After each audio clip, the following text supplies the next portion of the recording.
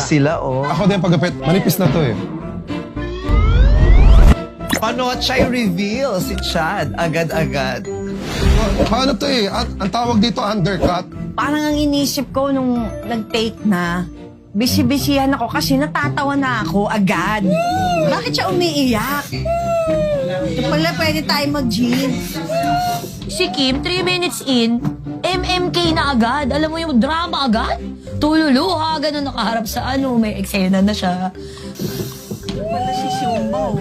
Kumakain ng tinapay siya tapos umiiyak? umiiyak.